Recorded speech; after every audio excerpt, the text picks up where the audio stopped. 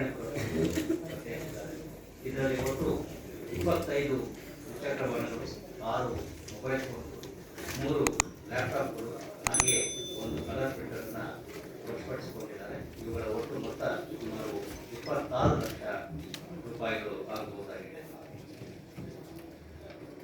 ಇವರು ಪ್ರಮುಖವಾಗಿ ಆರೋಪಿಗಳು ಇಬ್ಬರು ವ್ಯಕ್ತಿಗಳಾಗಿದ್ದು, ಇವರುಗಳು ಬೆಂಗಳೂರು ನಗರ ಮತ್ತು ಗ್ರಾಮಾಂತರ ಜಿಲ್ಲೆಗಳಲ್ಲಿ, ಅದೇ ರೀತಿ ಆಂಧ್ರ ಪ್ರದೇಶದ ಕಡಪ ಜಿಲ್ಲೆಯಲ್ಲಿ ರಾತ್ರಿ ವೇಳೆಯಲ್ಲಿ ಕೆಲವೊಂದು ಹೈ ಎಂಡ್ ಮೋಟರ್ ಸೈಕಲ್ಗಳನ್ನು ಈ ರೀತಿ ಕಳ್ಳತನ ಮಾಡ್ತಕ್ಕಂಥದ್ದು. ನಂತರ ಅವುಗಳನ್ನು ಇಲ್ಲಿ ಬೆಂಗಳೂರಿಗೆ ತಂದು ಹುಣಸೆಮಾರ್ನಲ್ಲಿರ್ತಕ್ಕಂಥ ಮನೆಯಲ್ಲಿ ಅವುಗಳ ಅಸಲಿ ಎಂಜಿನ್ ನಂಬರ್ ಮತ್ತು ಚಾಸಿಸ್ ನಂಬರ್ಗಳನ್ನು ಟ್ಯಾಂಪರ್ ಮಾಡಿ, ನಂತರ ಲ್ಯಾಪ್ಟಾಪ್ ಮೂಲಕ ಹಾಗೂ ಕಲರ್ ಪ್ರಿಂಟರ್ ಸಹಾಯದಿಂದ ಅವರಿಗೆ ಬೇರೆ ನಕಲಿ ದಾಖಲಾತಿಗಳನ್ನು ಸೃಷ್ಟಿಸುವ ಜೊತೆಗೆ RC card, insurance card number ಪ್ಲೇಟ್ಗಳನ್ನು ಸೃಷ್ಟಿಸಿ OLXನಲ್ಲಿ ಅವುಗಳನ್ನು ಮಾರಾಟ ಮಾಡ್ತಕ್ಕಂಥ ಒಂದು ಪ್ರಯತ್ನವನ್ನು ಮಾಡ್ತಾ ಇದ್ದೀವಿ.